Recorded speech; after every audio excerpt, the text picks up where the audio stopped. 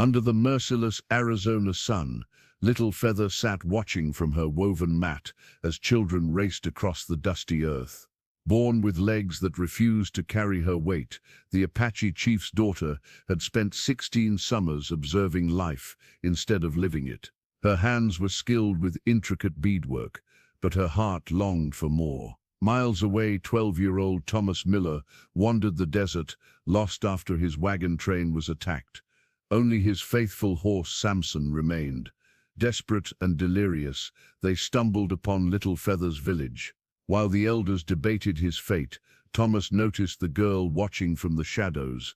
Could the strange boy's peculiar knowledge of horses and healing bring movement to legs that had never known strength? Before we jump back in, tell us where you're tuning in from, and if this story touches you, make sure you're subscribed, because tomorrow I've saved something extra special for you. Dawn broke over the Apache village nestled in the shadow of towering mesas. Smoke from morning fires spiraled upward, carrying the scent of pine and juniper into the crisp air. Little Feather's eyes opened as the first rays of sunlight filtered through the smoke hole of her family's dwelling. Her hands instinctively reached for the intricately beaded mat beneath her, her permanent place, her window to a world she could observe, but never fully join. Outside, Chief Running Wolf stood tall, his eagle feather headdress catching the morning light as he surveyed his domain. His weathered face remained impassive, but his eyes betrayed a familiar sorrow when they fell upon the dwelling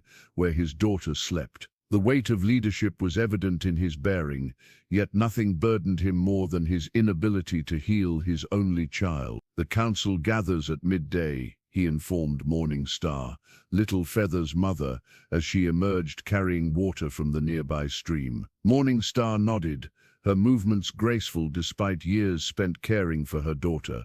"Will Little Feather attend?" she asked, her voice hopeful yet resigned. "It concerns all our people," Running Wolf replied, which was neither yes nor no. Inside, Little Feather used her strong arms to pull herself into a sitting position. 16 summers had given her upper body remarkable strength, compensation for legs that had never supported her weight. Her fingers worked nimbly, completing a beadwork pattern she had designed to tell the story of the great Thunderbird. The white settlers had moved closer to the eastern hunting grounds, came Swift River's voice as she ducked into the dwelling. Unlike others who treated Little Feather with careful pity, Swift River spoke to her as an equal. "Your father is concerned."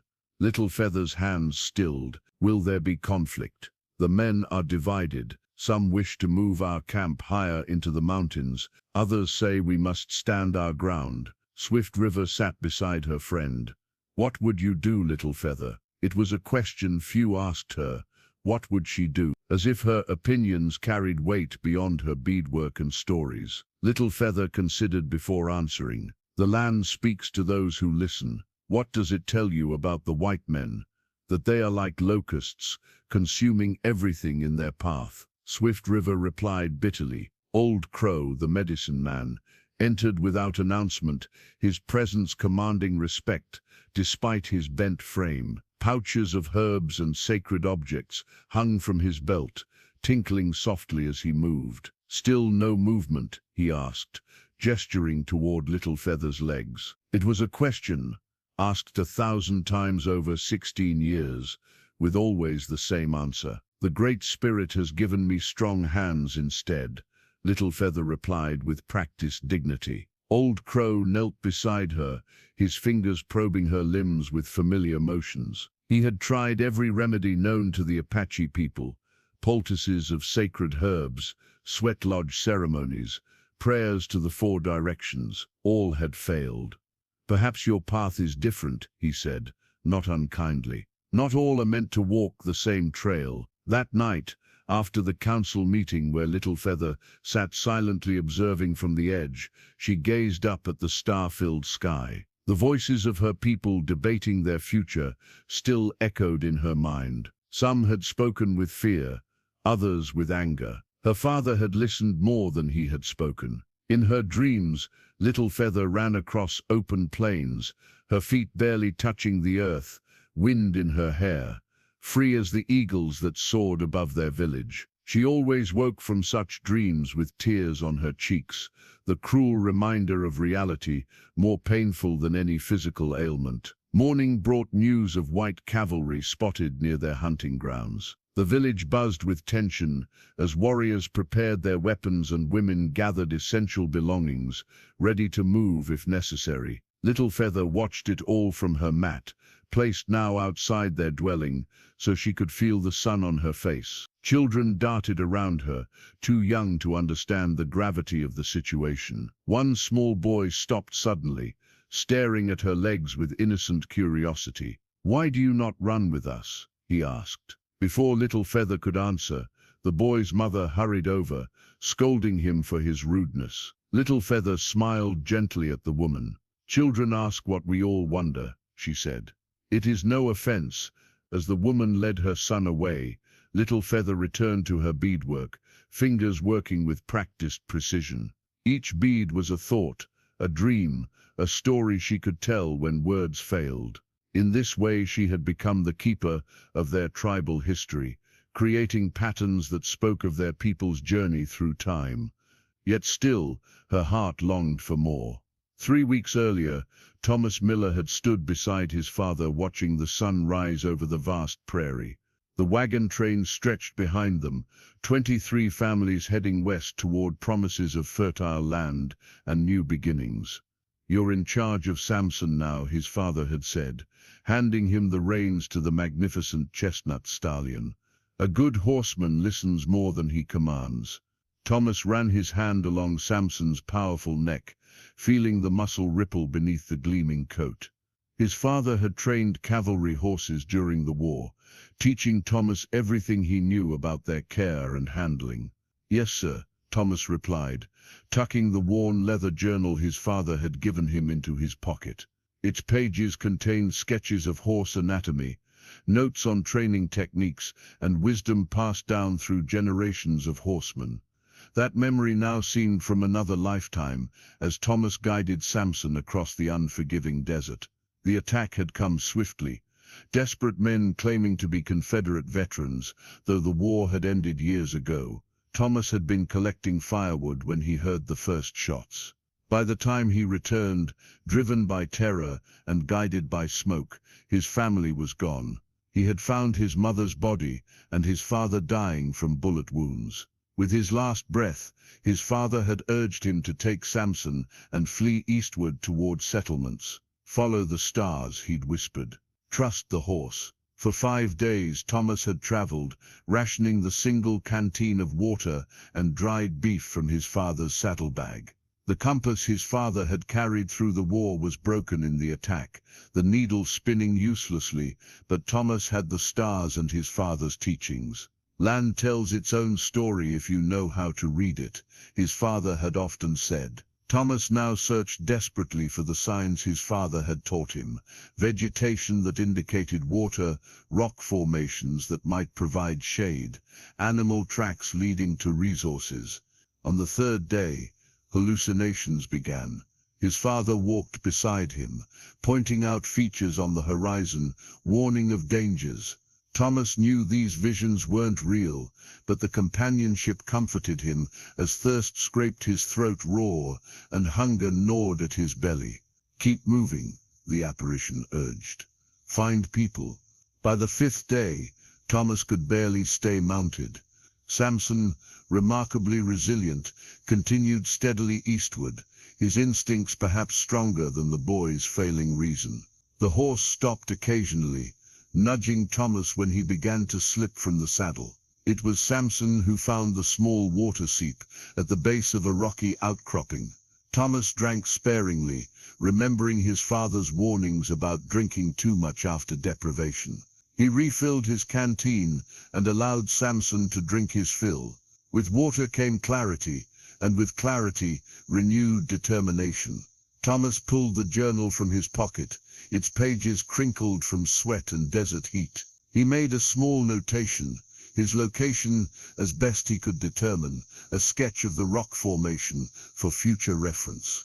The journal was nearly full. Its early pages contained his father's neat handwriting, detailing remedies for equine ailments and training progressions for young horses.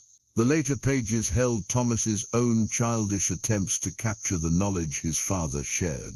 Toward the back were sketches of landscapes they'd passed, notes on plants they'd encountered, and memories Thomas feared would fade without documentation. One evening, as the desert heat gave way to bone-chilling cold, Thomas huddled against Samson for warmth and opened the journal to a blank page. By starlight, he sketched his mother's face, trying to capture her kind eyes and the way her mouth curved when she told stories. The likeness was poor, but the act of remembering brought both pain and comfort. The next morning, Thomas noticed strange markings on the hard ground, signs of human passage. Not wagon wheels, but something else. Following these traces, he discovered parallel drag marks in the sandy soil and footprints unlike the boots worn by settlers. Indians, his father's voice seemed to whisper in his ear. Be cautious, but remember, people are people, no matter their customs. Thomas hesitated, weighing desperate need against unknown danger. Samson nickered softly, ears pricked forward. The horse sensed something Thomas couldn't. Perhaps water, perhaps safety. Trust the horse. Thomas repeated his father's dying words. Keeping to higher ground, Thomas followed the trail. By midday, he detected smoke on the horizon. Not the billowing clouds of a prairie fire, but the thin vertical streams of cooking fires. His heart pounded as he spotted dwellings in the distance, arranged in a pattern unfamiliar to him. Weakness overtook him. Then, the last of his water was gone. His lips cracked and bleeding. As Thomas slumped forward against Samson's neck, the horse continued forward, carrying his semi-conscious rider toward the Apache village on the horizon. The Apache hunters spotted the approaching horse and rider long before Thomas realized he had been discovered. 3 warriors silently flanked the boy, observing the strange sight, a half-conscious white child clinging to a magnificent stallion that seemed to be guiding itself. He is alone, said Tall Elk, the youngest of the hunters, as they watched from behind a stand of scrub juniper. Or the first of many, countered Stone Hand, whose family had been decimated by white soldiers years before. It could be a trick. Grey Wolf, the oldest and leader of the hunting party, studied the approaching boy through narrowed eyes. No child would be sent as a scout. Look at him. He is nearly dead. When Thomas finally registered the warriors surrounding him, he lacked even the strength to be afraid. He slid from Samson's back, collapsing to his knees, one hand still clutching the horse's reins as if they were a lifeline. He tried to speak, but his parched throat produced only a rasp. The hunters conferred briefly, then Grey Wolf approached. Thomas fumbled at his waist, producing his canteen to show it was empty. Understanding thirst, if nothing else, Grey Wolf offered his own water. Thomas drank with shaking hands, spilling as much as he swallowed. Father's compass, Thomas managed to whisper, pulling the broken instrument from his pocket, as if it might explain his presence. The dented brass case gleamed dully in the sunlight, its needle spinning without purpose. The Apache warrior examined it briefly before returning it with an unreadable expression. Thomas was bound and placed on Samson, who followed docilely as the hunting party led them toward the village. Semi-conscious, Thomas registered fragments of the journey, the smell of wood smoke, voices calling out in a language he didn't understand, children gathering to stare.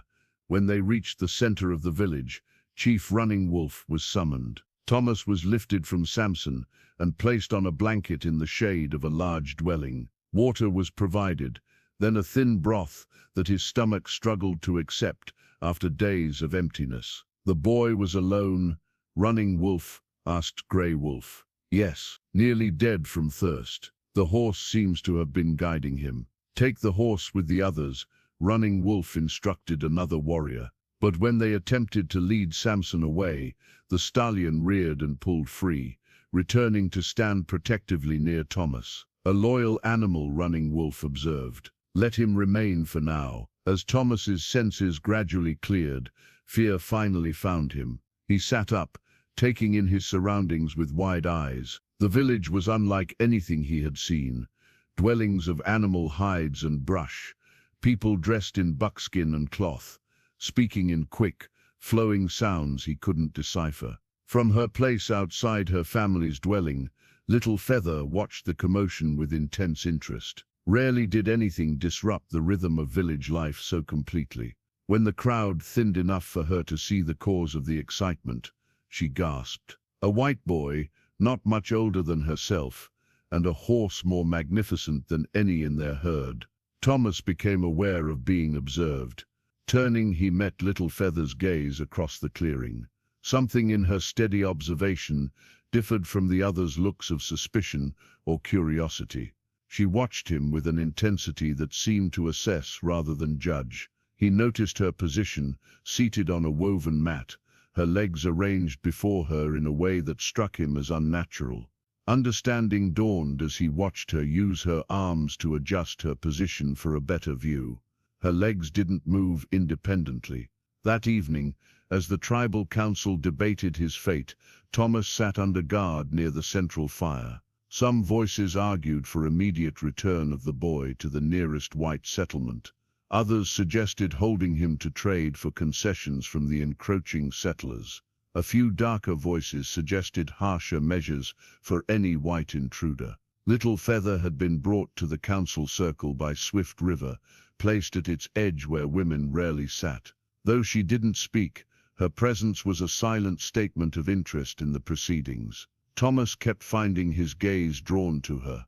While others looked at him with suspicion or outright hostility, her expression held something else, curiosity and perhaps a glimmer of recognition, not of who he was, but of what it meant to be different, to be viewed as other. When the council adjourned without final decision, Thomas was given a small shelter at the village edge, with a warrior posted outside. Exhaustion claimed him quickly, but before sleep took him, he heard a soft nickering. Through the dwelling's entrance, he could see Samson had somehow freed himself again, and now stood protectively nearby, refusing to be corralled with the Apache ponies. "Good boy," Thomas whispered, drawing comfort from the horse's loyalty. In her own dwelling, Little Feather lay awake, her mind filled with images of the strange boy and his magnificent horse. For the first time in many nights, she didn't dream of running. Instead, she dreamed of horses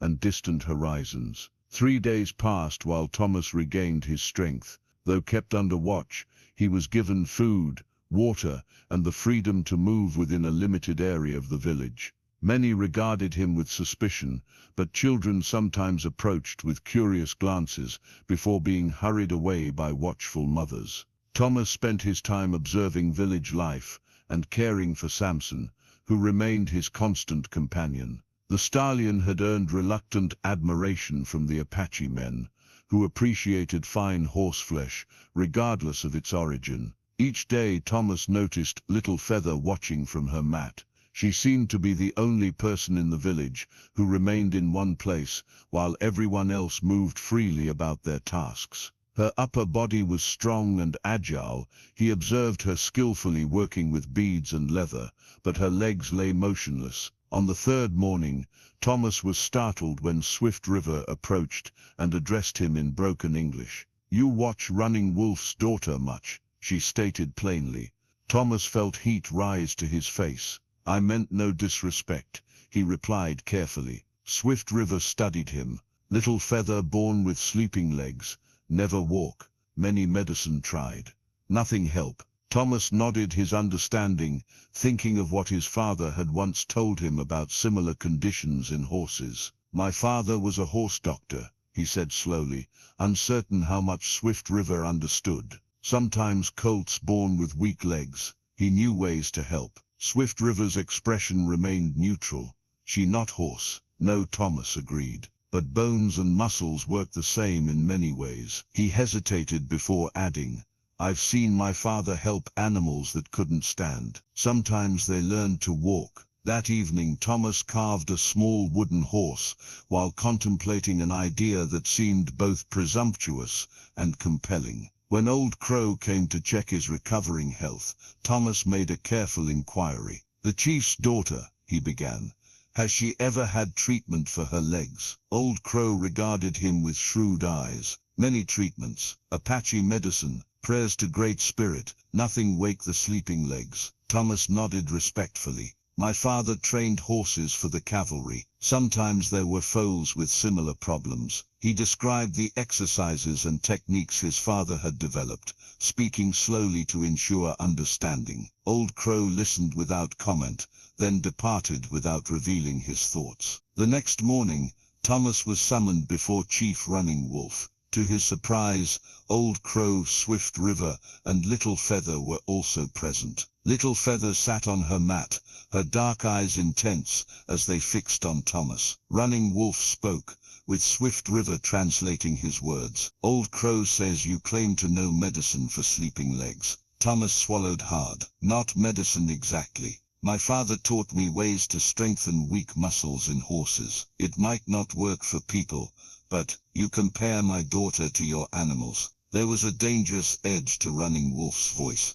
"No, sir," Thomas replied quickly, "but all creatures with legs share similar." He struggled for words a child might know. "Similar ways of moving. The muscles need to be used, or they become weak." Little Feather spoke then, her voice clear and dignified. Swift River translated, "I would hear what the boy proposes." Encouraged, Thomas knelt and drew in the dirt, sketching simple exercises his father had used. He demonstrated with his own legs, then pointed to Samson. "The horse can help too. His movement can strengthen her legs without her needing to stand right away." Old Crow conferred quietly with Running Wolf, while Little Feather watched with an unreadable expression. Finally, the chief spoke again. "Why would you help? We are not your people." Thomas considered his answer carefully. "My people are gone. You gave me water when I was thirsty, food when I was hungry." He glanced at Little Feather.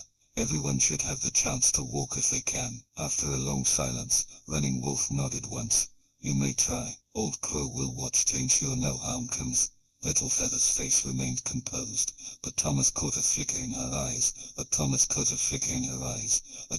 spark that might have been hope. That afternoon, Thomas approached Little Feather's mat carrying the small wooden horse he had carved. He offered it to her with a show of secrecy. "But good luck," he said simply. Little Feather accepting the carving. Little Feather took the carving. Little Feather accepted the carving. Little Feather accepted the carving. Felicity the carving. Little Feather accepted the carving. Vulnerable something vulnerable. Lead to disappointment. And she amount. So she will know to many disappointments. I can't promise it will work. Thomas will work. Thomas in honestly not meant. Thomas mountain walk. Thomas will work. Thomas will city walls. Thomas will also work. Thomas will. "Tomorrow," she replied through Swift River.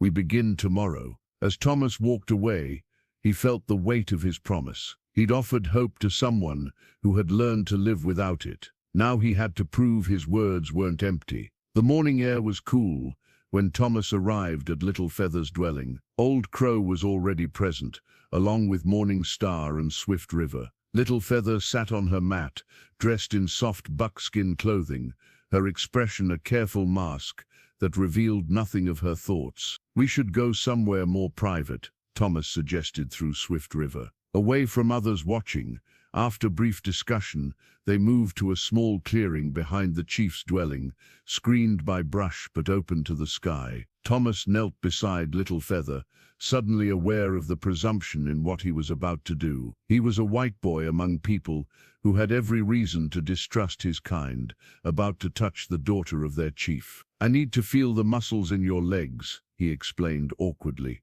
"to understand what we're working with." After Swift River translated, Little Feather nodded her permission. Thomas gently probed her calves and thighs through the soft buckskin. The muscles were present but wasted from disuse. When he carefully rotated her ankle, he was encouraged to find no rigid resistance. "Can you feel this?" he asked, pressing firmly on the sole of her foot. Little Feather nodded. "I feel everything. The legs just don't listen when I tell them to move."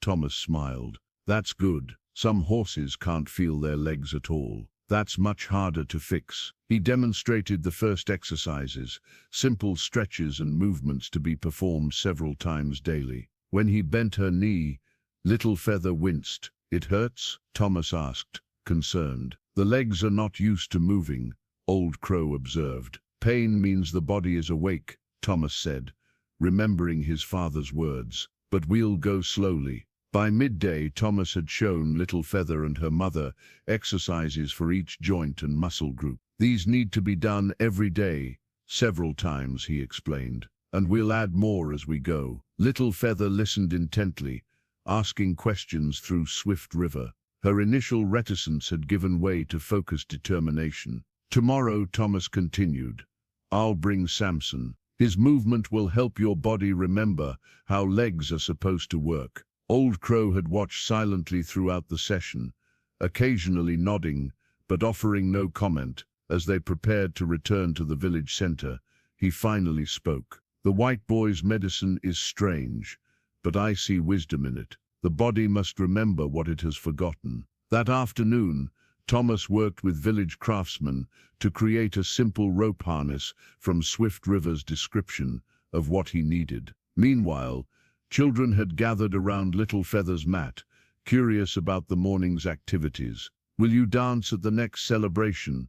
one small boy asked innocently. Little Feather's face flushed with embarrassment and anger. Before she could respond, Swift River shooed the children away. "They mean no harm," Swift River said gently. "I know," Little Feather replied, "but now everyone will watch and wait. What if nothing changes? What if I give them hope only to disappoint?" Swift River sat beside her friend. "Is it their hope that concerns you, or your own?" Little Feather had no answer. The next morning, Thomas brought Samson to the clearing.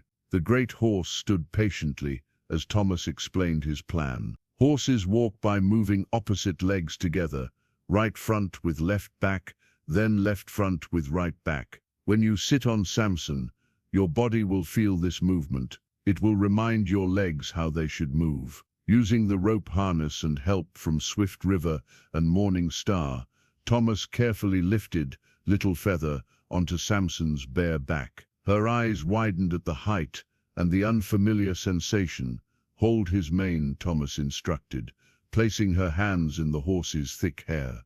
"I'll lead him slowly." As Samson began to walk, Little Feather gripped tightly, her face tense. Thomas led the horse in a small circle, watching her body adjust to the movement.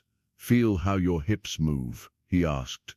"That's what walking feels like." After just a few minutes, Little Feather was exhausted from the effort of balancing. As they helped her down, Thomas noticed a small crowd had gathered at the edge of the clearing. Among them stood Beartooth, a young warrior known for his hostility toward whites. His expression was contemptuous as he watched. "The chief's daughter performs tricks like a circus display," he commented loudly in Apache. Though Thomas didn't understand the words, Little Feather's reaction made their meaning clear. Her face burned with humiliation as she was returned to her mat. "Perhaps this was a mistake," she said quietly. "No," Thomas replied firmly once Swift River translated. "The beginning is always hardest.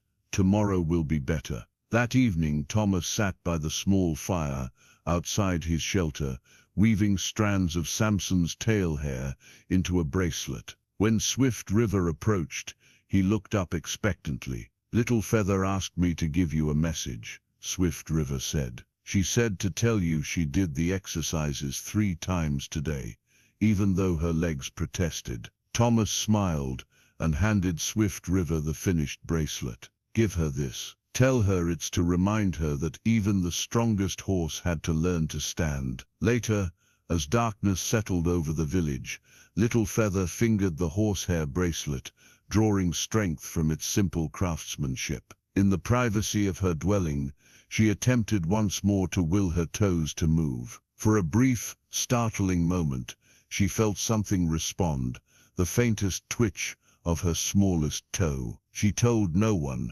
fearful it might be imagination born of desperate hope. Days blended into weeks as Thomas's presence in the village gradually shifted from novelty to familiarity. His daily sessions with Little Feather became part of the rhythm of community life. Some still regarded him with suspicion, but fewer people stopped to stare. Thomas had begun learning Apache words, simple greetings, names for common objects, and phrases needed for the therapy sessions. Little Feather, in turn, practiced the English words Thomas taught her. Leg, she would say, pointing. Knee, as she touched the joint. Ankle, as her fingers circled the bone. Naming the parts seemed to give her ownership of them in a new way. Old Crow had taken to observing most sessions, occasionally suggesting traditional remedies to complement Thomas's exercises. He prepared a special medicine pouch for Little Feather, filled with herbs and sacred objects. Apache medicine and white medicine together, he explained.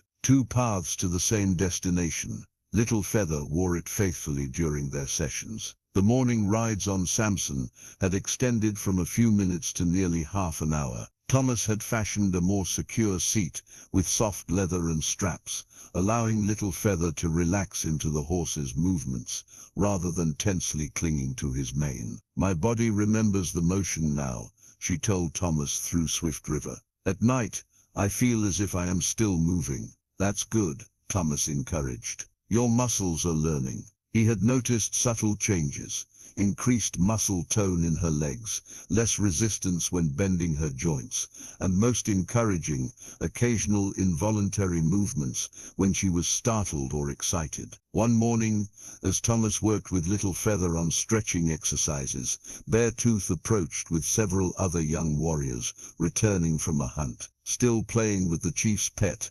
Beartooth called in Apache. Though Thomas didn't understand the words, the mocking tone was unmistakable. Little Feather's face hardened. Tell him to continue, she instructed Swift River. Beartooth's words are just wind. Thomas focused on the exercises, but he felt the warrior's eyes on his back. When they finally moved on, he released a breath he hadn't realized he was holding. Many still distrust white people, Little Feather explained through Swift River. Beartooth's family was killed by cavalry soldiers when he was small. Thomas nodded.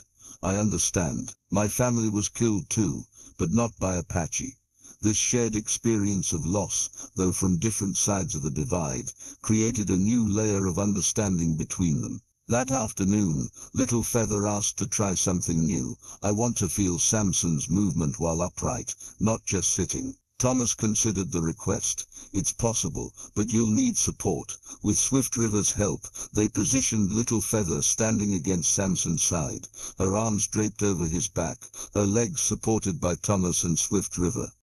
This is how it feels to stand beside a horse, Thomas explained, as Samson remained patiently still. For Little Feather, the sensation was overwhelming. For the first time in her life, her perspective was from standing height, her eyes level with adults instead of always looking up. Tears formed but didn't fall as she absorbed the experience.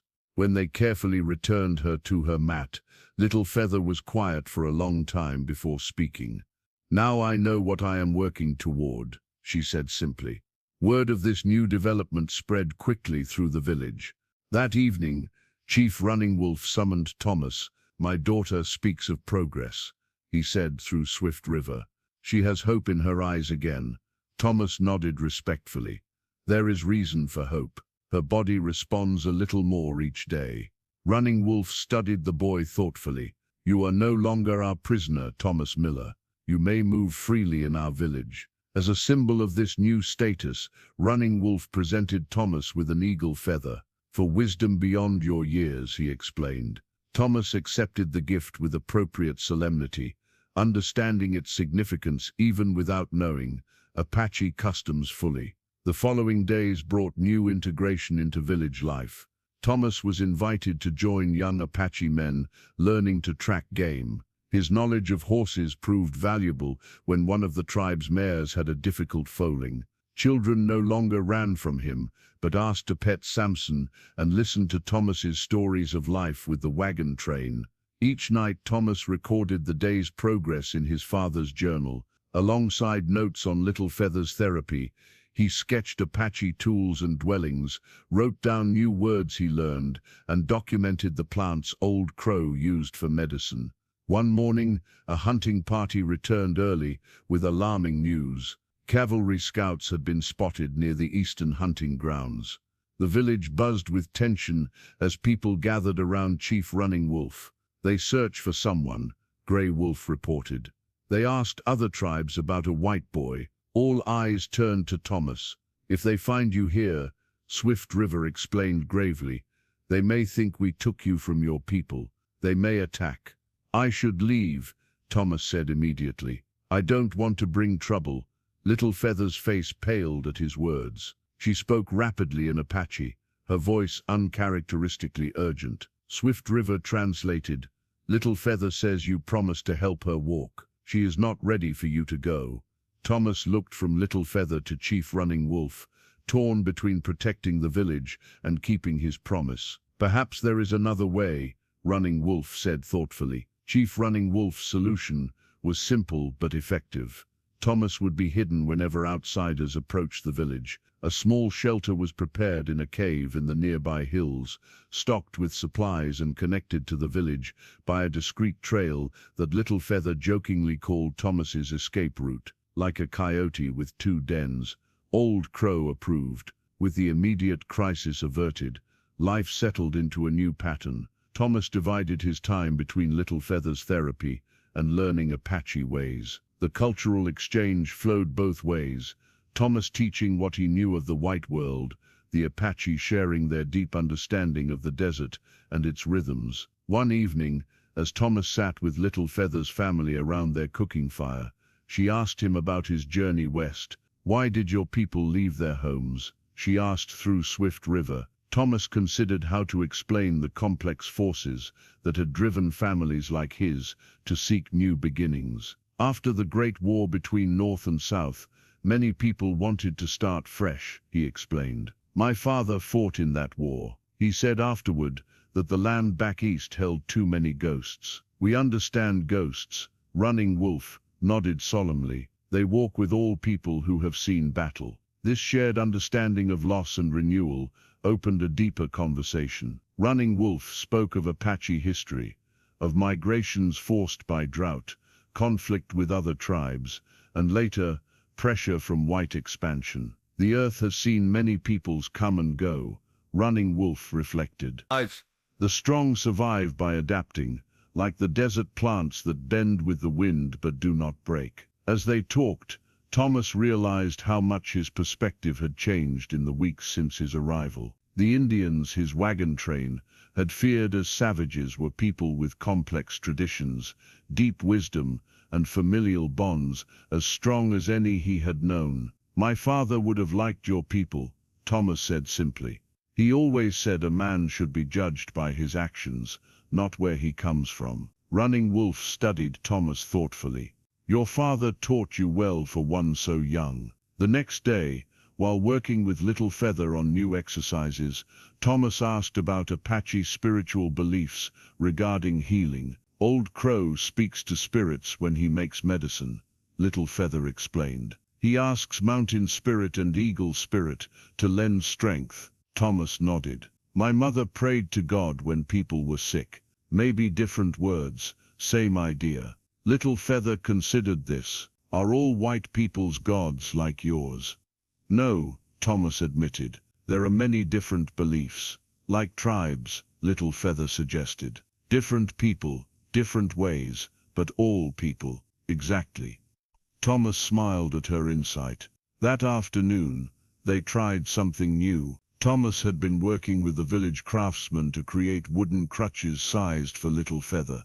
With Swift River's help, they positioned Little Feather between the supports. Put your weight on your arms, like you do when you move around your mat, Thomas instructed. The crutches will hold you up while your legs remember how to work. Little Feather gripped the handholds tightly, her face tense with concentration as she allowed her feet to touch the ground. Thomas and Swift River stood ready on either side. Now try to shift your weight, just a little, Thomas encouraged. The moment was interrupted by a commotion from the village. Beartooth and several other warriors had returned from patrol with urgent news. Everyone gathered to listen. Bluecoats are moving all Apache bands south of the river, Beartooth reported. Many lodges, many families already forced to go. Running Wolf's face remained impassive, but Thomas could see concern in his eyes. Did you learn their plans for our band? They have papers with marks, Beartooth continued. Maps showing all Apache camps they know. I saw this when their officer stepped away from his horse. He produced a folded paper, a map dropped by a cavalry officer, that showed planned movements to relocate various Apache bands to designated reservation land. Our valley is marked, Beartooth pointed. They will come within a moon cycle. The revelation brought grim silence. Thomas studied the map, recognizing the professional military cartography. This was no random patrol, it was a systematic operation with the full weight of the U.S. Army behind it. What will you do? Thomas asked Running Wolf quietly. The chief's gaze was distant. This is the home of our fathers and their fathers before them. The bones of our ancestors rest in this soil. He paused before adding, but the lives of our children matter more than the resting places of our dead. Beartooth's voice cut through the somber mood. We should fight. We are Apache warriors. Several younger men voiced agreement, but older council members shook their heads. We have seen what comes of fighting the Bluecoats, said Grey Wolf. Many die, and in the end, we still lose our land. As debate continued, Thomas noticed Little Feather watching intently from her place at the circle's edge. In that moment, despite the threat hanging over the village, he realized how much had changed. Little Feather no longer sat apart as a mere observer. Her presence in the council circle was acknowledged, her attention noted by others. Later, when the council dispersed to consider their options, Little Feather spoke quietly to Thomas. Whatever happens, she said with determination, we continue our work. I will walk on the land of my ancestors, whether here or elsewhere. Thomas nodded, renewing his silent promise to help her achieve that goal. While the village deliberated its response to the cavalry threat, Thomas and Little Feather maintained their daily routine. The wooden crutches, though crude compared to manufactured ones Thomas had seen in towns, proved effective. Little Feather's upper body strength, developed over years of moving herself with her arms, now served her well. Stand between them, Thomas instructed one morning. Feel the ground with your feet, but keep your weight on your arms. Little Feather positioned herself as directed, face tense with concentration. Swift River stood nearby, ready to assist if needed. Now shift your weight slightly to your legs. Just for a moment, Thomas continued. Little Feather's knuckles whitened as she gripped the crutches, slowly transferring a fraction of her weight to her feet. Her legs trembled with the unfamiliar burden. Good, Thomas encouraged. Now back to your arms. They repeated this exercise several times until Little Feather needed to rest. As Swift River helped her back to her mat, Thomas noticed something remarkable. Little Feather had controlled the lowering of her body more than in previous days. The movement wasn't entirely smooth, but neither was it the complete collapse of before. Did you see that? He asked Swift River excitedly. Swift River nodded, a smile breaking across her usually composed face. Her legs helped, even if just a little. When they told Little Feather what they had observed, she responded with cautious optimism. I felt something different, she admitted. Like my body remembered something it had forgotten. That afternoon, they tried again. This time, Thomas positioned Samson nearby, giving Little Feather a goal. Try to take one step toward Samson, he suggested. Little Feather braced herself between the crutches, lifted one foot slightly, and attempted to place it forward. The movement was awkward and barely perceptible, but it was intentional. Again, Thomas encouraged. On the third attempt, Little Feather managed to slide her foot forward a few inches. The achievement was small, by ordinary standards, but momentous in their context. Even Old Crow, watching silently from nearby, gave a nod of approval. The spirit returns to sleeping limbs, he commented. Word spread quickly through the village. By evening, even those who had regarded Thomas with suspicion now acknowledged something remarkable was happening. Morning Star wept quietly as she prepared the evening meal, hope and fear mingling in her tears. "Tomorrow," Thomas told Little Feather, "we'll try standing for longer periods. Your legs need to remember how to hold your weight." But tomorrow brought unexpected challenges. Emboldened by her progress, Little Feather insisted on trying to stand between two support posts outside her family's dwelling, without Thomas or Swift River present. The attempt ended with a fall that twisted her ankle painfully. Thomas found her being tended by Morning Star, Old Crow applying a poultice to the swollen joint. "What happened?" he asked, though the answer was evident. "I was impatient," Little Feather admitted, frustration evident in her voice. "I thought I could do more." Thomas sat beside her, dismayed by the setback but careful not to show it. "Healing takes time," he said gently. "My father always said that rushing a horse's training only leads to injury." "I am not a horse," Little Feather snapped, then immediately looked contrite. "I'm sorry. The pain speaks, not me." Thomas nodded his understanding. "Rest today. We'll continue when the swelling subsides." But the injury proved more significant than initially thought. The ankle remained swollen for days, preventing any weight-bearing exercises. Thomas worried that the interruption might reverse their progress, while Little Feather fell into uncharacteristic melancholy. "Perhaps this is a sign," she said one afternoon, as Thomas checked her injury. "Perhaps I asked too much of legs that were never meant to walk." "No," Thomas replied firmly. "It's just a setback. All healing has setbacks." Yet privately, Thomas questioned his own competence. He was a boy attempting medical treatment, far beyond his experience, working from memories of his father's techniques with horses. What if he was giving false hope? What if the fall had caused damage he couldn't recognize? His doubts must have shown on his face, for Old Crow approached him that evening, as he sat alone by the village stream. "The path of healing is never straight," the medicine man observed. "It winds like a stream around obstacles." Thomas looked up.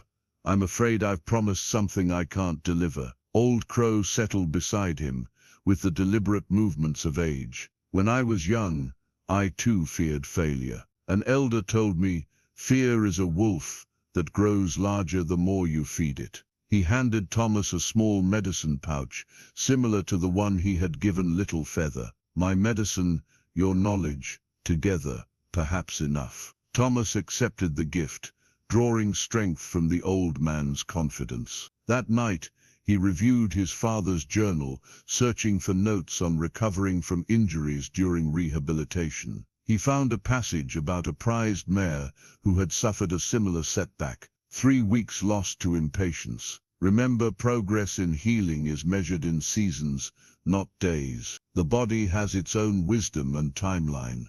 The next morning, Thomas brought a new plan to Little Feather.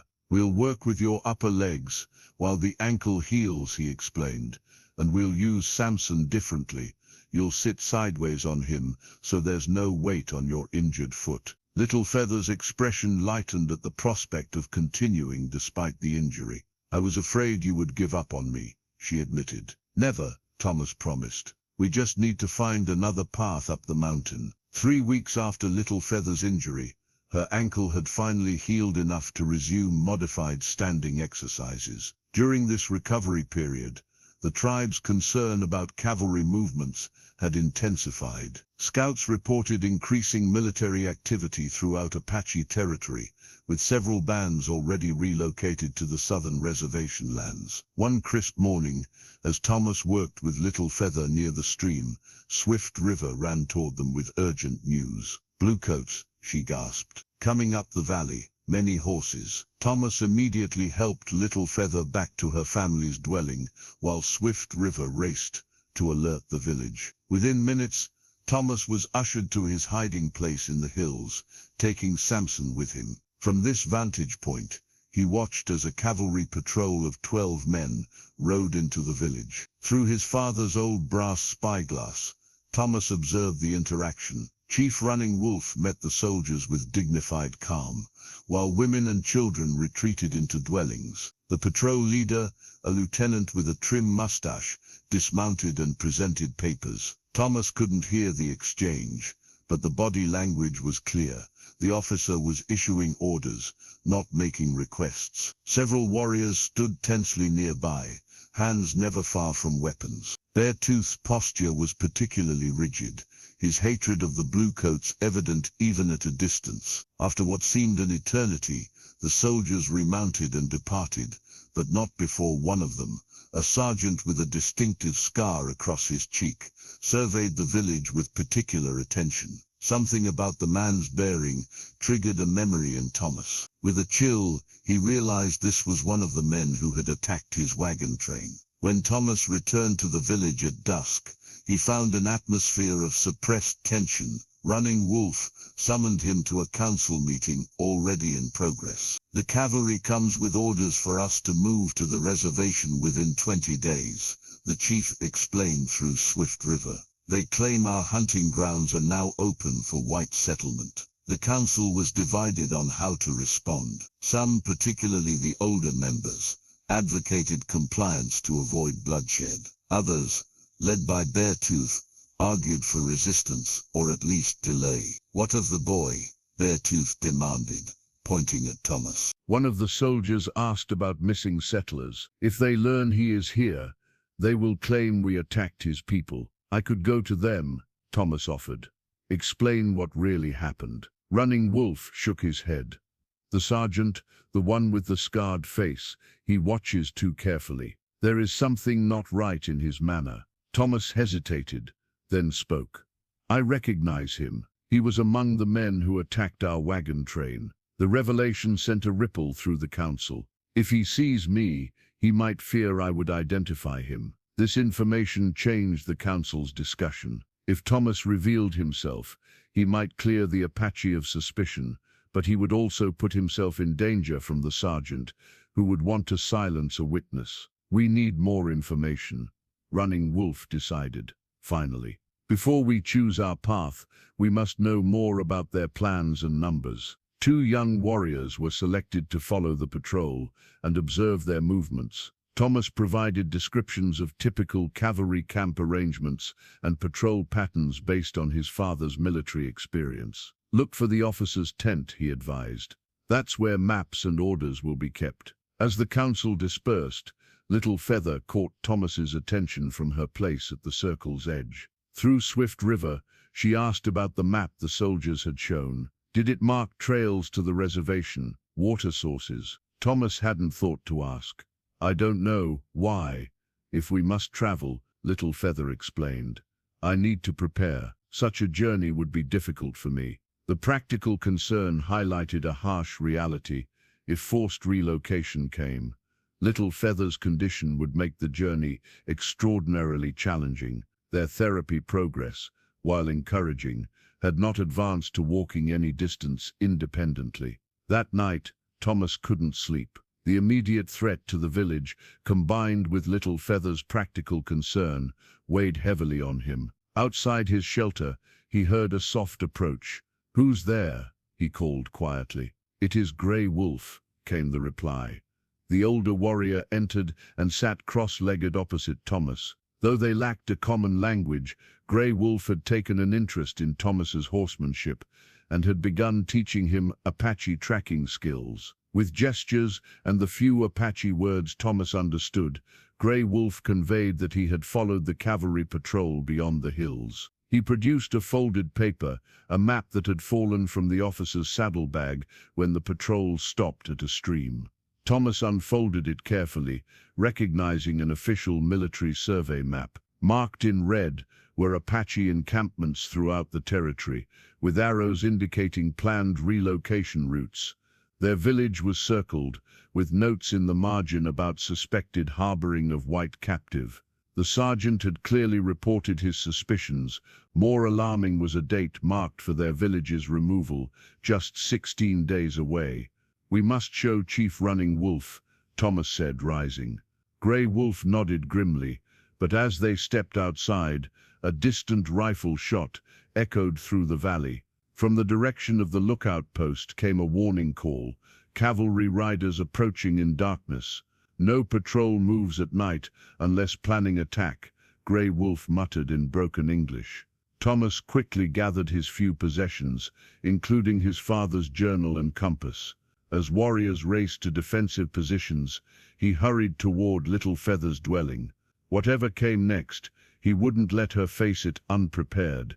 The night riders proved to be not cavalry soldiers, but a small band of Apache from a neighboring group, bringing warning that their own village had been forcibly relocated 3 days earlier. The news intensified divisions within the tribe. The council meeting the following morning erupted into heated debate. "We should break camp tonight," urged Grey Wolf, pointing to the map Thomas had been given. "The soldiers come with greater numbers soon, and go where?" demanded Beartooth.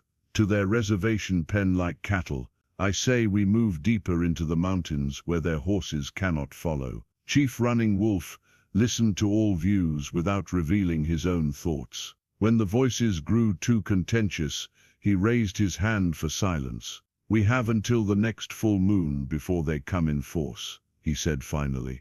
"We will use this time to prepare, whether for journey or resistance." Beartooth stepped forward, his posture challenging. "You speak of preparation while allowing a white boy to remain among us. His presence divides our attention and invites attack." Murmurs of both agreement and disagreement rippled through the gathering. Running Wolf's expression remained impassive, but Thomas could see tension in the chief's jaw. "The boy has harmed no one," Running Wolf replied evenly. "He helps my daughter when our own medicine failed." "Your daughter?"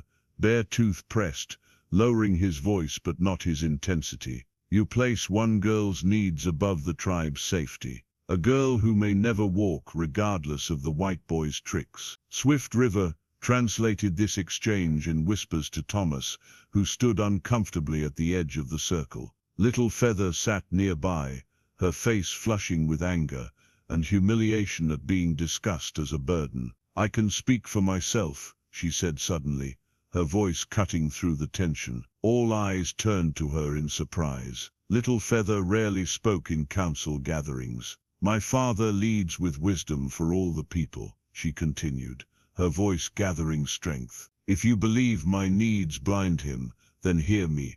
I release him from any obligation to my healing. I will go with Thomas away from the village, if that serves the people better."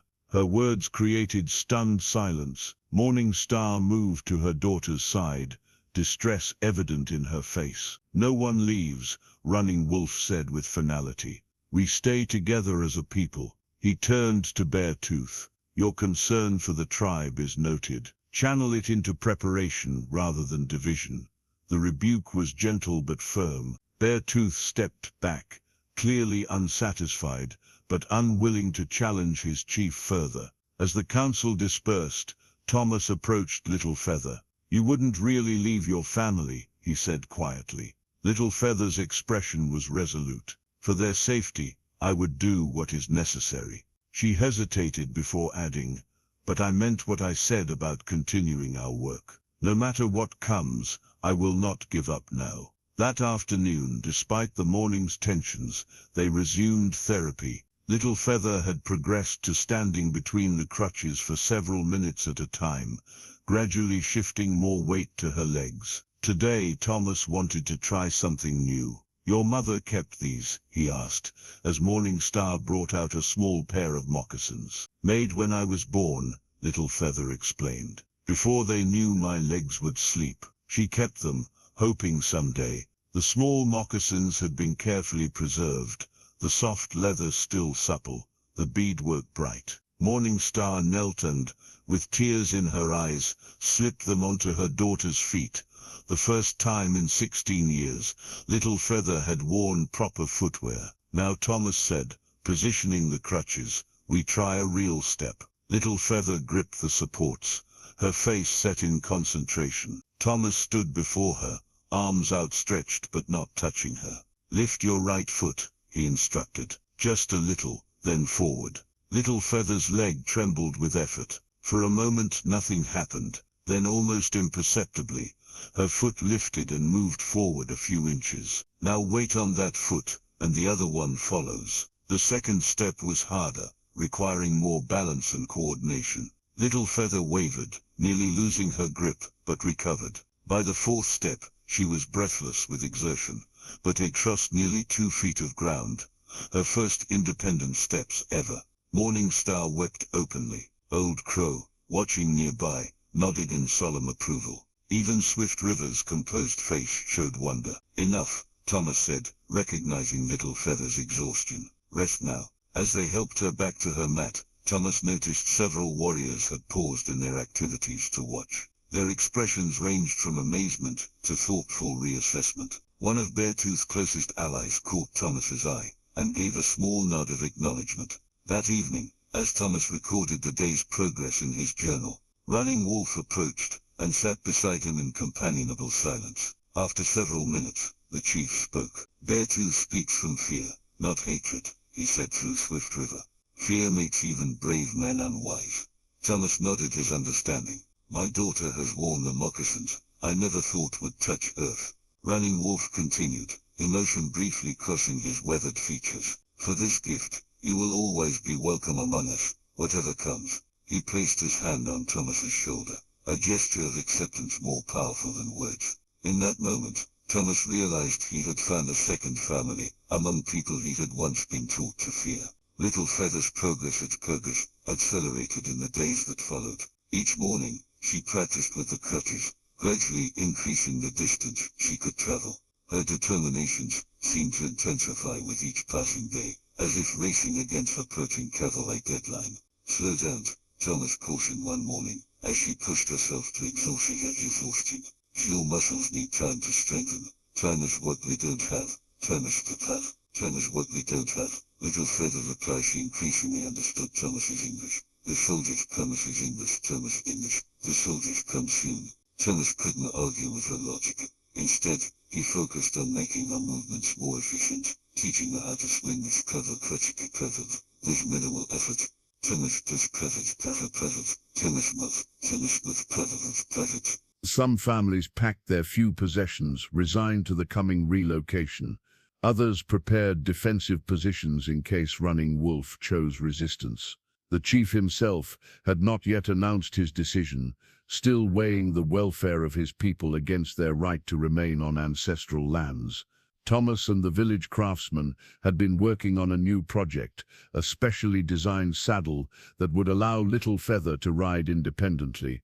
Using techniques Thomas remembered from his father's work with injured cavalry officers, they created a secure seat with additional supports. Today we try it, Thomas announced one bright morning, leading Samson to the open area where they usually practiced. Little Feather approached on her crutches, her movements now showing growing confidence. With Swift River's help, they positioned her in the new saddle. Leather straps secured her legs while a reinforced pommel gave her something solid to grip. How does it feel? Thomas asked. Little Feather's face glowed with excitement. Like freedom, she replied. Thomas led Samson in a slow circle, gradually increasing the diameter as Little Feather adjusted to the motion. Her balance, always an issue during therapy, seemed naturally better on horseback. Now you take the reins, Thomas instructed, handing the leather straps to Little Feather. Remember how I showed you. Gentle pressure, not pulling. Little Feather nodded, concentrating intensely as she directed Samson to turn right, then left. The horse, sensing an inexperienced rider, responded with patient obedience. I'm going to let go of the lead rope, Thomas warned. You'll be guiding him alone. He stepped back, and for the first time, Little Feather controlled Samson independently. Her face transformed with joy as she completed a full circuit of the practice area. Village members paused in their activities to watch. Someone began a rhythmic clapping that others joined, creating an impromptu celebration of Little Feather's achievement. Even Beartooth, watching from a distance, gave a grudging nod of approval before returning to his preparations. That evening, Thomas was surprised when several young Apache men approached him, asking through Swift River if he would teach them about cavalry horses and tactics. If we must face the bluecoats, one explained, we should understand their ways. Thomas agreed. sharing what he knew of cavalry formations and the limitations of military horses. His father's experience proved valuable, as he explained how disciplined horses might be confused by unfamiliar sounds or movements. Cavalry horses are trained to ignore normal distractions, Thomas explained. But unexpected things, strange smells, unusual movements, can make them nervous. The young warriors listened attentively, occasionally asking questions that revealed their quick grasp of tactical possibilities. Little Feather continued her own preparations, now dividing her time between crutch practice and riding sessions. Her goal, she confided to Thomas, was to ride in the next buffalo hunt, an ambition that would have seemed impossible weeks earlier. The hunt requires strong riders, Thomas cautioned. You need more practice, then I will practice more, she replied with characteristic determination. One afternoon, as Thomas adjusted Little Feather's saddle for her daily ride, they heard a commotion from the eastern edge of the village. A rider approached at speed, one of the scouts sent to monitor cavalry movements. The village gathered to hear his report. The news was grim. 3 more Apache bands had been forcibly relocated, some with violence when resistance was attempted. Worse, the timetable had accelerated. The cavalry unit assigned to their village was already assembling, with movement expected within 5 days, not the 16 originally planned. Running Wolf called an immediate council meeting. This time, Little Feather attended, not at the edge, but positioned prominently near her father, a statement about her changing status in the tribe. We have 3 choices, Running Wolf stated. Fight and likely die. Flee deeper into mountains where survival would be difficult, or go to the reservation with dignity, keeping our people together. The debate was passionate but respectful. Thomas, listening through Swift River's translation, was struck by the complexity of the decision. Physical resistance seemed futile against cavalry numbers, yet surrender meant the end of their traditional way of life. What of our ancestors' graves? Asked one elder. Who will tend them if we go? What of our children's futures? Countered another. Better alive on new land than dead defending the old. Little Feather listened intently, her face revealing her internal struggle. Finally she asked to speak. My whole life, I have watched others move freely while I remained in one place, she began. I dreamed of walking across our lands, feeling our earth beneath my feet. She paused, emotion briefly overcoming her composure. But I have learned that movement, true movement, comes in many forms. Perhaps our people's path is like mine. Perhaps we must learn new ways to move forward while keeping our spirits intact. Her words settled over the council like a gentle rain, softening the harsh divisions. Running Wolf placed his hand on his daughter's shoulder, pride evident in his gesture. We have 1 more day to decide, he announced. Let each family consider what is best for all. As the council dispersed, Thomas approached Little Feather. Your words were wise, he said simply. I spoke from my heart, she replied. Tomorrow I wish to ride beyond the village boundaries. Will you come with me? Thomas nodded, understanding her need to experience some freedom before decisions were made that might change their lives forever. Dawn broke with a stillness that belied the tension in the village.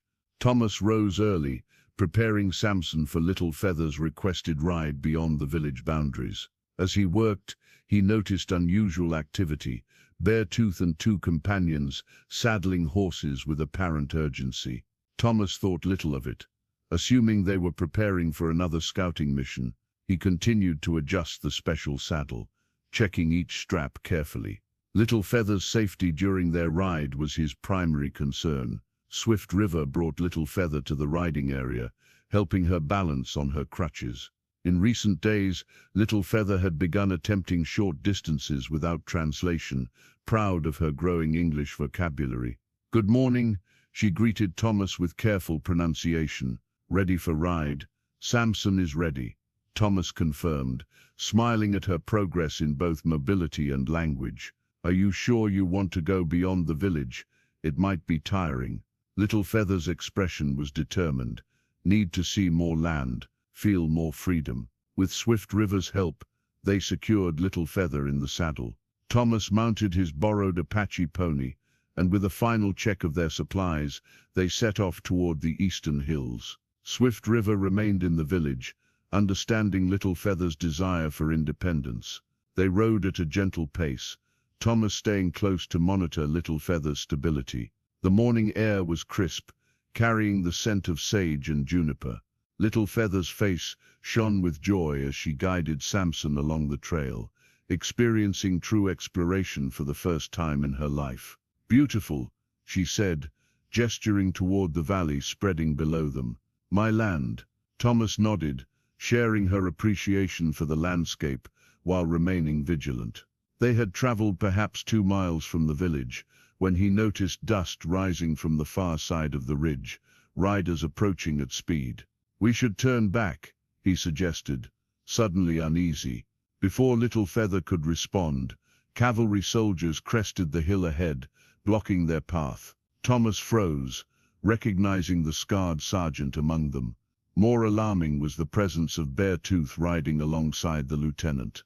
"There's the boy," Beartooth said, pointing at Thomas. "As I told you." The lieutenant raised his hand, signaling his men to surround them. "Thomas Miller," he called. "We've been searching for you, son." Thomas positioned his pony protectively near Samson and Little Feather. "I wasn't lost," he replied steadily. "These people helped me after outlaws attacked our wagon train." The scarred sergeant shifted uncomfortably in his saddle, but the lieutenant seemed genuinely surprised. "We were informed you were being held against your will." He glanced at Beartooth, whose expression remained impassive. "That's not true," Thomas insisted. "They saved my life." The sergeant interrupted. "Sir, we should return to camp. The relocation orders don't specify rescuing white children." "Be quiet, Sergeant Dawes," the lieutenant snapped, studying the situation. His gaze settled on Little Feather in her special saddle. "Who is this?" "Chief Running Wolf's daughter," Thomas explained. "She was born unable to walk. I've been helping her learn." The lieutenant approached slowly, examining the modified saddle with professional interest. "Ingenious work, son. Reminds me of adaptations I've seen for wounded veterans." Thomas felt a moment of hope that the officer might understand, but it was shattered by Beartooth's next words. "The boy knows nothing of our ways," he declared. "He fills the chief's daughter with false hope, while the village faces danger. I bring him to you to protect my people." The lieutenant sighed.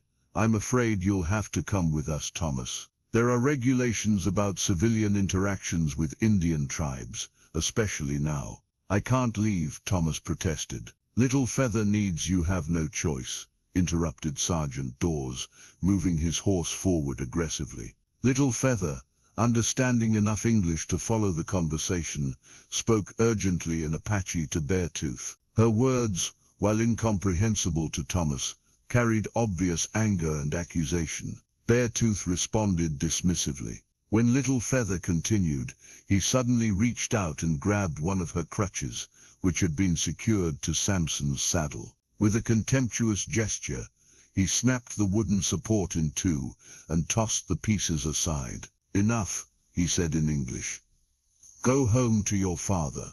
The lieutenant frowned at the needless cruelty, but didn't interfere. "Private Williams, escort the girl back to her village. The rest of you, we're returning to camp with the boy." Thomas was pulled from his pony and mounted behind one of the soldiers. "Little Feather," he called desperately, "keep practicing. Don't give up." As the cavalry rode away with Thomas, Little Feather sat rigid in her special saddle, watching helplessly. The broken crutch lay in the dust, a stark symbol of shattered progress. Private Williams, a young soldier with an uncomfortable expression, moved his horse alongside Samson. "I'll see you safely back, miss," he said awkwardly. Little Feather didn't acknowledge him. Her eyes remained fixed on the disappearing riders taking Thomas away. When they had vanished over the ridge, she turned Samson toward the village, her face set in an expression that transcended mere determination. In the village, chaos erupted, when Little Feather returned with news of Thomas's capture and Beartooth's betrayal. Chief Running Wolf's fury was terrible to behold. Beartooth's two companions, who had returned separately, were brought before him. "Where is Beartooth now?" Running Wolf demanded. "With the Bluecoats," one admitted fearfully. "He goes to claim reward for returning the white boy." Running Wolf's decision was swift and final. Beartooth is no longer Apache. His name will not be spoken again among our people. As night fell, Little Feather sat outside her family's dwelling, staring at the broken crutch in her lap.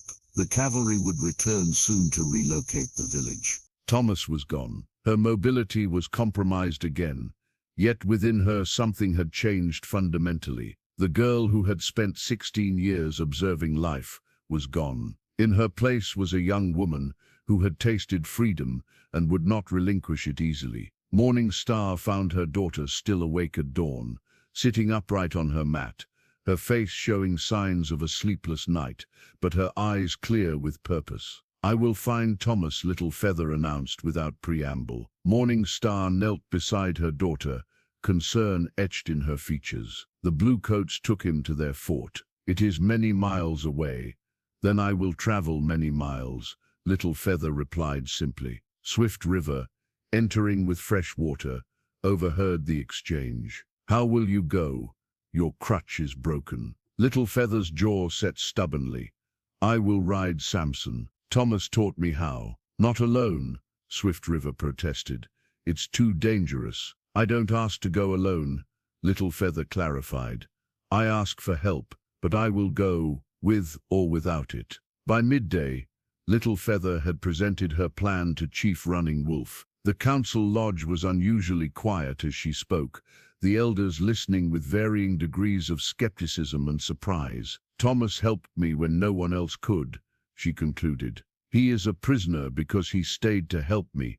I cannot abandon him now." Running Wolf studied his daughter, seeing the transformation in her that went beyond physical progress. "The journey would be dangerous," he said finally. "The Bluecoats would not understand your purpose."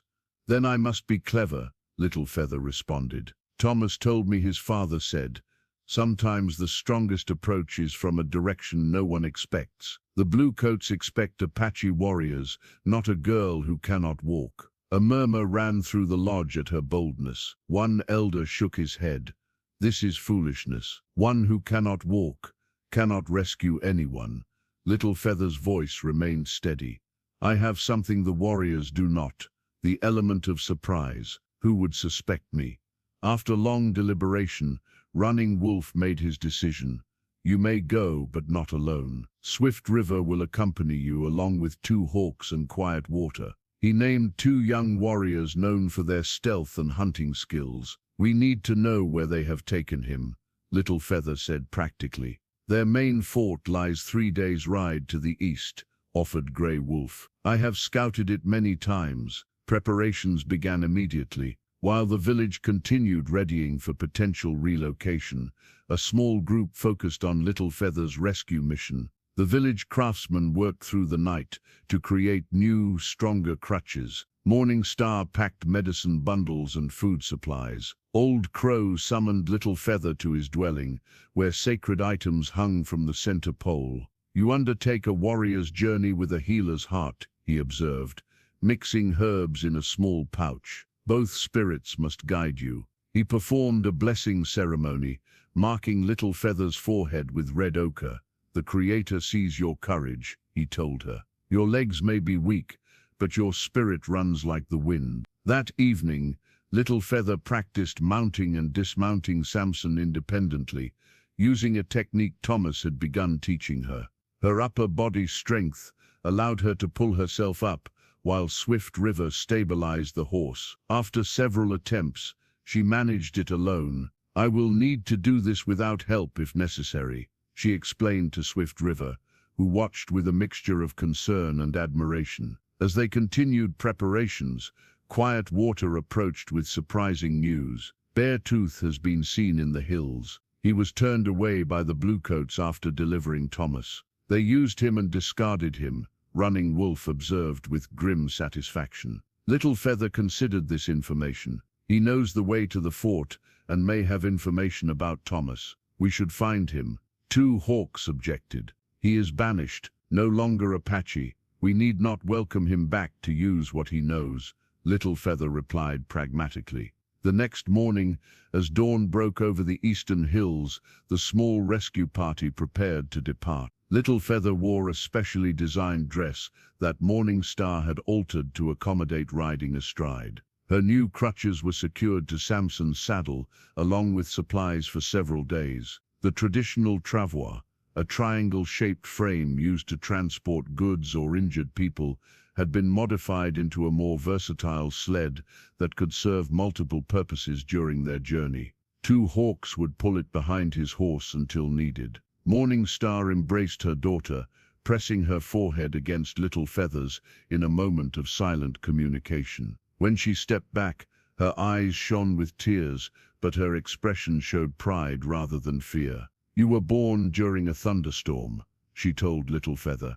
"The medicine woman said it meant you would have the strength of lightning in your spirit, even if your body was weak." Now I see the truth of her words. Running Wolf approached, carrying something wrapped in soft buckskin. "This was to be your gift at the coming-of-age ceremony," he said, unwrapping a beautifully beaded knife sheath with a small hunting knife. "You have earned it early." As Little Feather secured the knife to her belt, Running Wolf addressed the small party. "Find Thomas, bring him back if possible. If not, learn what fate awaits him and return safely." The village gathered to witness their departure. Little Feather didn't look back at her beaded mat, now hanging decoratively on their dwelling's outer wall, rather than spread on the ground. That chapter of her life, being seated while others moved around her, was finished. As they rode east, Little Feather felt a complex mixture of emotions: fear of the unknown,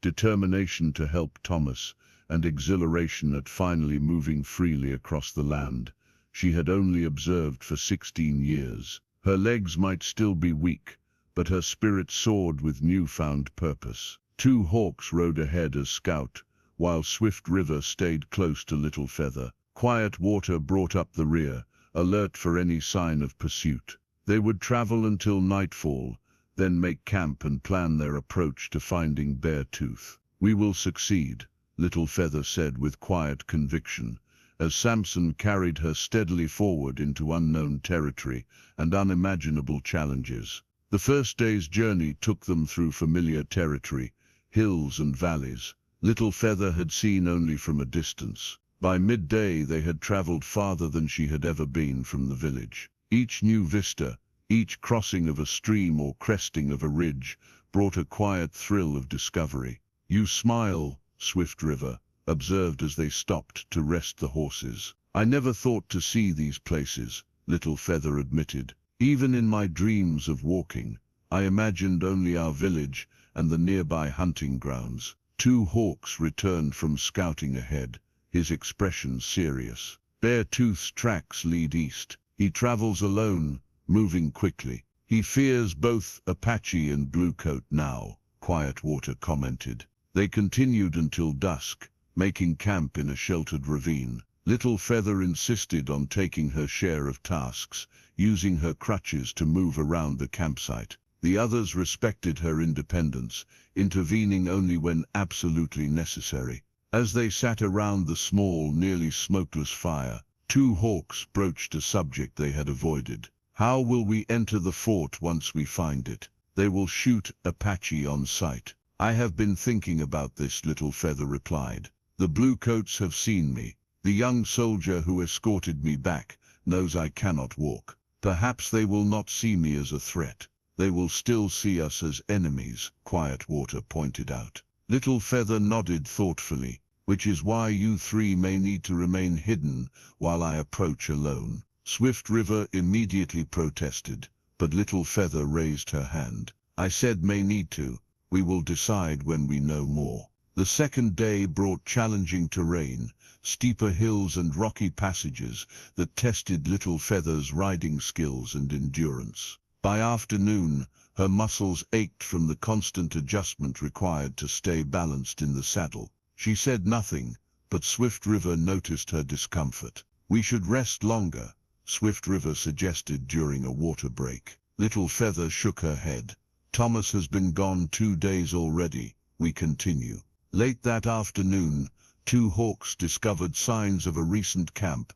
Beartooth had stopped to rest only hours ahead of them. They pushed on, hoping to overtake him before nightfall. The sky was darkening when they finally spotted a solitary figure, making a camp beneath an overhang of rock. 2 hawks and Quiet Water circled silently through the brush, while Swift River stayed with Little Feather. At a signal, the warriors emerged from different directions, effectively surrounding Beartooth before he realized they were there. The banished warrior jumped to his feet, knife in hand, then froze when he saw Little Feather approaching on Samson. "You," he spat, "come to mock me." Little Feather regarded him calmly. "I come for information. Where have they taken Thomas?" Beartooth's laugh was bitter.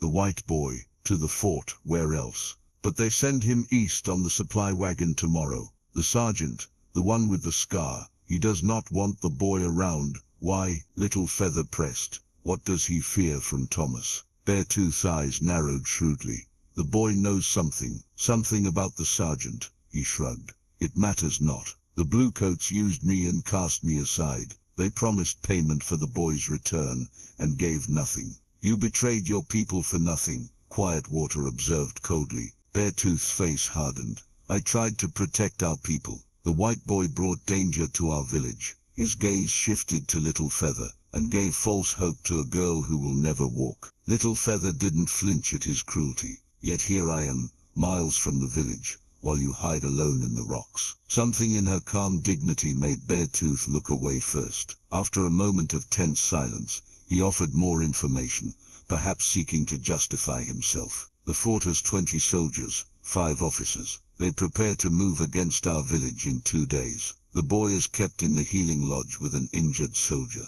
He hesitated, then added, "The sergeant fears him. I heard him tell another soldier to keep the boy away from the lieutenant." This confirmed Thomas's account of recognizing the sergeant as one of the attackers of his wagon train. Little Feather exchanged glances with Swift River, the implications clear. If Thomas was sent east, he might never be able to reveal the sergeant's crimes. "Will you help us free him?" Little Feather asked directly. Beartooth's expression registered shock, then scorn. "You, free a prisoner from a fort of bluecoats? Impossible." "Perhaps," Little Feather acknowledged. "But I will try." Little Feather acknowledged.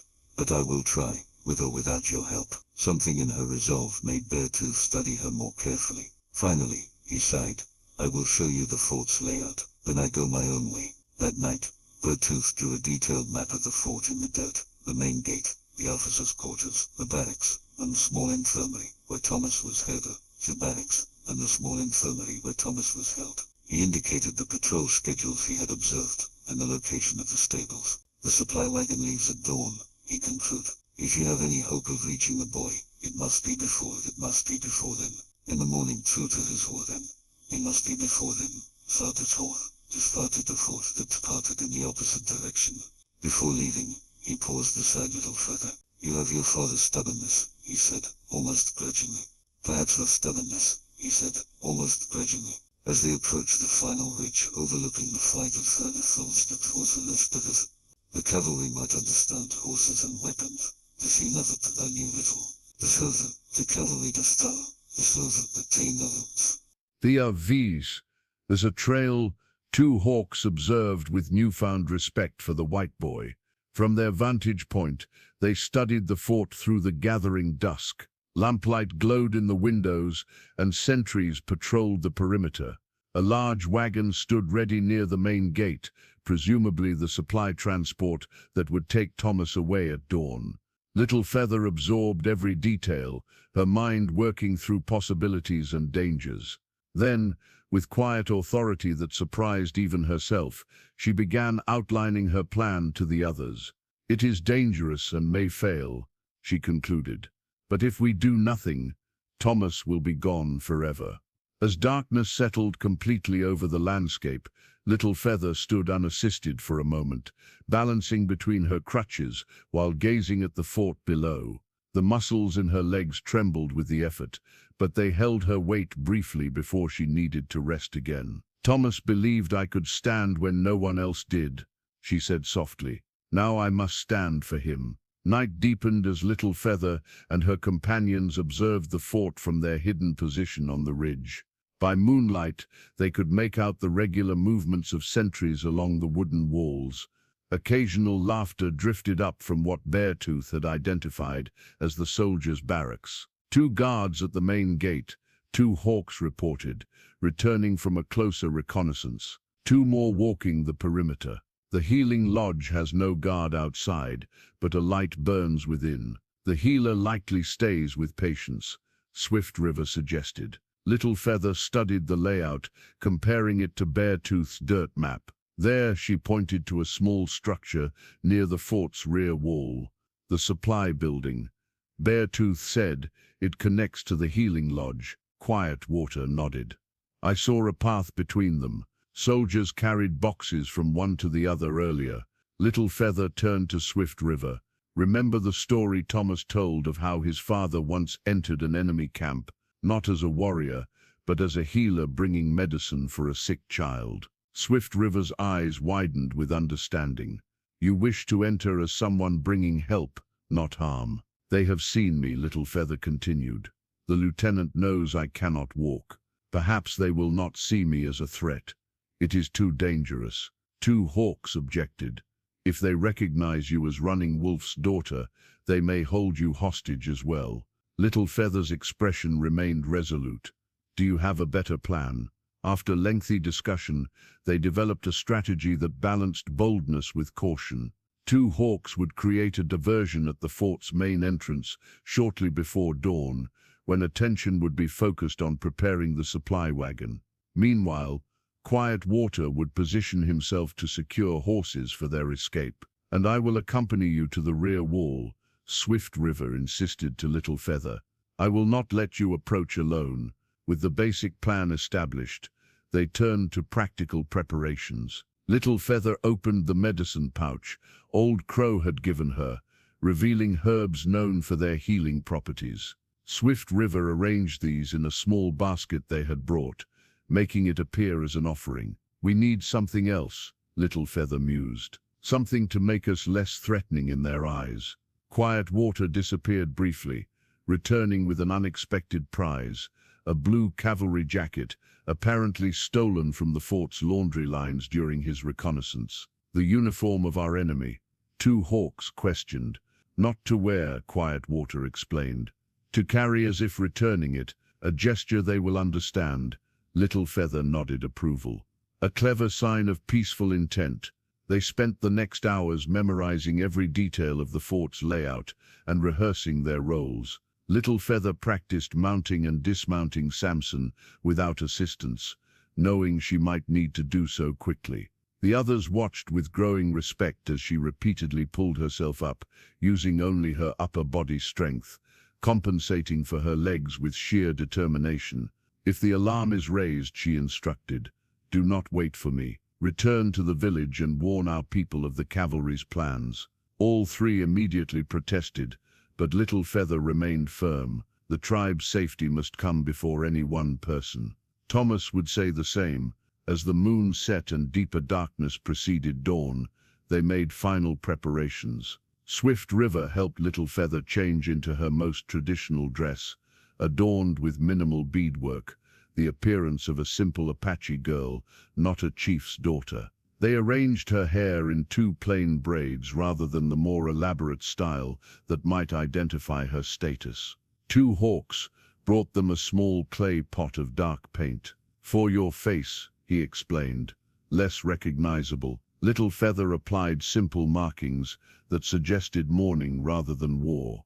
Another calculated choice to appear unthreatening. Swift River did the same. Quiet Water had been studying the soldiers' routines through the night. "The guard changes just before dawn," he reported. "For a brief time, new guards are alert, while tired ones grow careless. That moment of transition is when we should move." Little Feather nodded, then requested a moment alone. The others withdrew respectfully as she sat on the ground, her crutches beside her. In the darkness, she ran her hands over her legs, feeling the slightly increased muscle tone from weeks of Thomas's exercises. "Give me strength to stand when needed," she whispered to whatever spirits might hear. "Not for myself, but for one who believed in me." When she rejoined the others, her face showed the calm resolve that had increasingly defined her since Thomas's capture. Swift River recognized in her friend a transformation beyond physical therapy. Little Feather had found her purpose and her voice. "It is nearly time," Two Hawks announced. Noting the first faint lightning of the eastern sky, they moved into position, keeping to shadows and using the terrain for cover. From their new vantage point, closer to the fort, they could see activity beginning inside.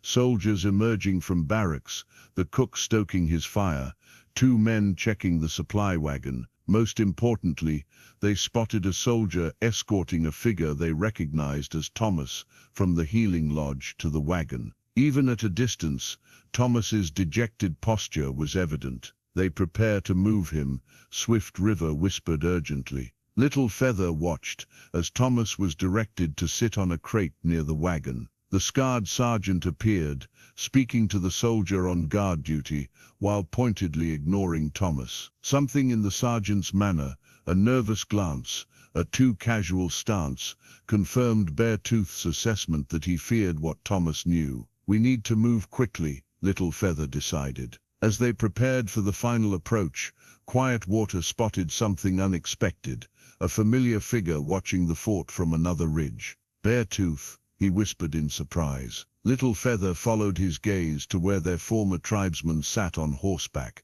observing the same scene they were. Their eyes met across the distance, and after a moment of hesitation, Beartooth raised his hand in a gesture that might have been acknowledgement or warning. "He chose to return," Little Feather observed quietly. "Can we trust him?" Two Hawks questioned. Little Feather considered the complex emotions that might have brought Beartooth back: regret, curiosity, or perhaps a desire for redemption. "We proceed as planned," she decided finally. "But be aware he is watching." The first ray of sunlight crested the eastern hills as Little Feather took a deep breath and nodded to her companions. "It is time." Two Hawks moved first, circling wide to approach the fort from the opposite side. His task was critical: create a diversion significant enough to draw attention without revealing their true purpose. Little Feather and Swift River watched from their position as he disappeared into the early morning shadows. "Remember," Little Feather instructed Swift River, "if we are separated, meet at the lightning-struck pine we passed yesterday." Swift River nodded, then helped Little Feather onto Samson. With the medicine basket secured and the cavalry jacket draped visibly across her lap, Little Feather looked the part of a simple messenger rather than a rescuer. Minutes later, the distraction began. Smoke rose suddenly from the brush near the fort's main gate. Not a threatening blaze, but enough to draw concerned attention. Two Hawks had created a controlled fire that mimicked a signal rather than an attack. Now Little Feather urged, guiding Samson forward while Swift River walked alongside, playing the role of attendant to the disabled girl. They approached the rear of the fort, where activity was minimal. A single guard noticed their arrival, raising his rifle before recognizing that the visitors included a girl on horseback who clearly couldn't walk. His posture relaxed slightly, though he maintained his position. "Stop there," he called, when they were within speaking distance. "State your business." Swift River, as planned, feigned minimal understanding of English, gesturing to Little Feather and the basket of medicinal herbs. Little Feather had carefully rehearsed her limited English phrases. "Medicine," she said, lifting the basket slightly. "For sick soldiers." She pointed to the healing lodge visible within the fort walls. The guard frowned, suspicious but uncertain. "Wait here," he ordered, turning to call for his superior. As he turned, Swift River moved with unexpected speed, striking the guard with a small river stone concealed in her hand. The man crumpled without raising an alarm. Inside, the fort was in mild confusion, with most personnel responding to the smoke signal at the main gate. Little Feather directed Samson toward the healing lodge, moving with deliberate slowness to avoid attracting attention. The few soldiers they passed barely glanced at them, assuming they had legitimate business to be inside.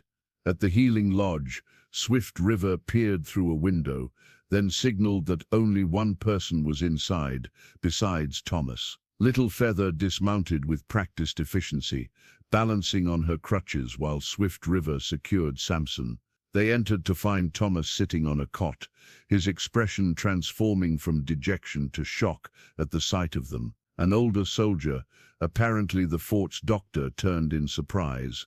Before he could speak, Swift River moved behind him and pressed a small cloth soaked in a sedative mixture from Old Crow's medicines over his mouth and nose.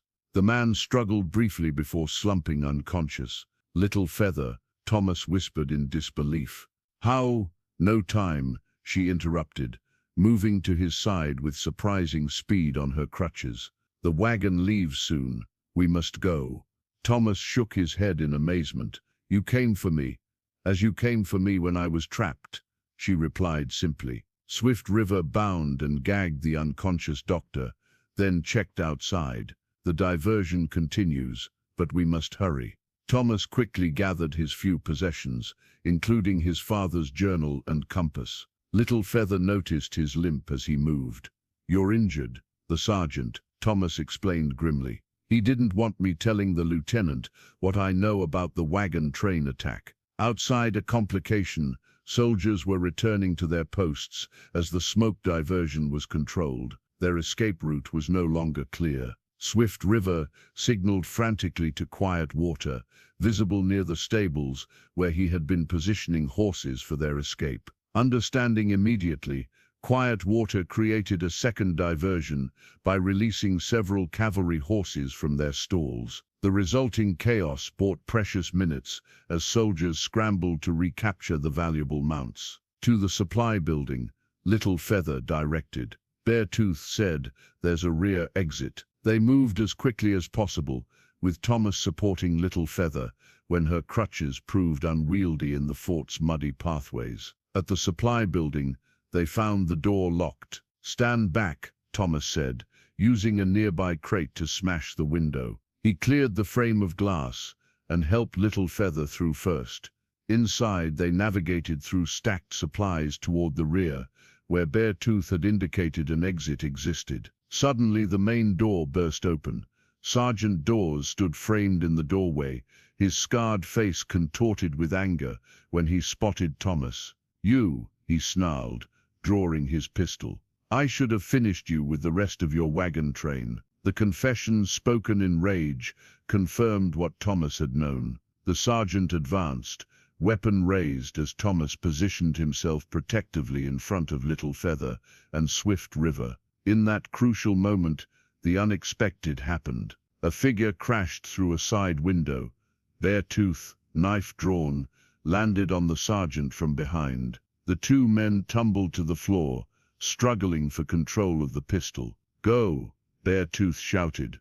"I settle my debt to the tribe." They didn't hesitate, finding the rear door and bursting out into the morning light. Quiet Water waited with horses just beyond the fort's blind spot, having used the released cavalry mounts as cover for his approach. Thomas helped Little Feather onto Samson, then mounted a horse Quiet Water had prepared. Swift River swung onto another as shouts of alarm began to echo across the fort. A single gunshot echoed from inside the supply building. Moments later, Beartooth emerged, bleeding from his shoulder but moving quickly. He vaulted onto the remaining horse without a word.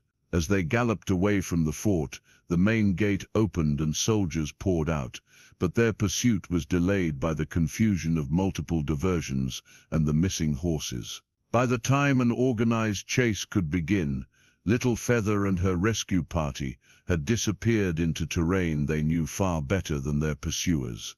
Little Feather rode with a straight back, her face alight with fierce joy despite the danger. For the first time in her life, she was not being rescued or helped.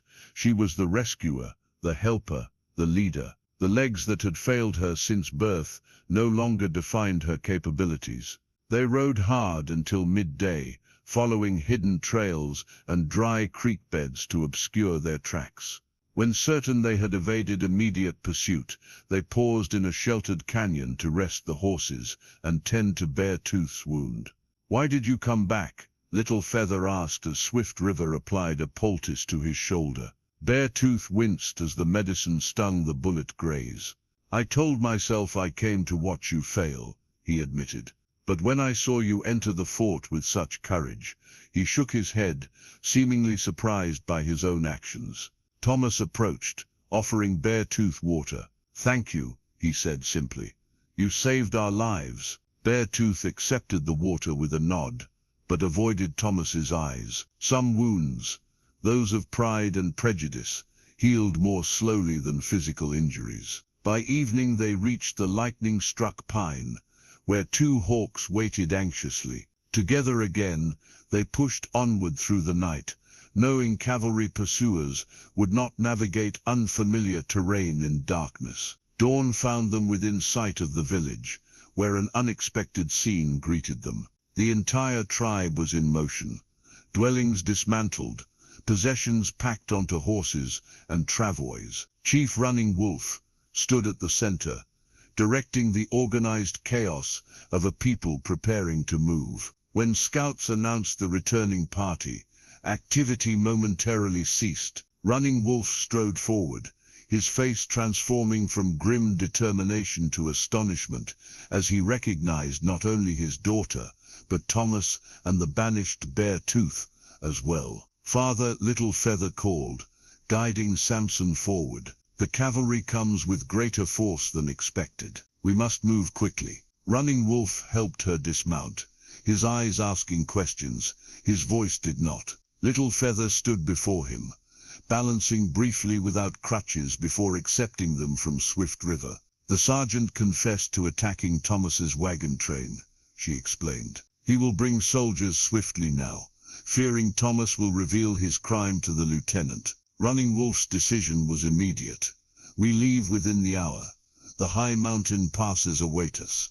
As the tribe hastened their preparations, Morning Star embraced her daughter with fierce pride. "When I saw you ride in leading warriors, rescuing instead of being rescued, my heart sang like a spring bird." In the whirlwind of departure, Thomas worked alongside the Apache, helping load the travois and secure supplies. The tribe that had once viewed him with suspicion now accepted his help without question. Even Beartooth, his arm bound in a sling, contributed to the preparations, his banishment seemingly forgotten in the urgent need for unity. Old Crow sought out Little Feather, examining her legs with knowing hands. "The journey has strengthened you," he observed. "The muscles remember more with each passing day."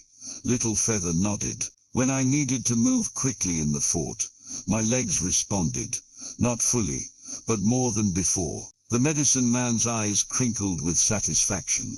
The white boy's medicine and Apache determination together make powerful healing. By mid-morning the village stood empty, its people moving in a long procession toward the mountain trails that would lead them to seasonal hunting grounds beyond cavalry reach. Little Feather rode Samson near the front, occasionally standing in the stirrups to stretch her legs as Thomas had taught her. Thomas rode beside her, still processing the dramatic reversal of their roles, how the girl he had come to help had become his rescuer. "I never imagined you coming for me," he admitted.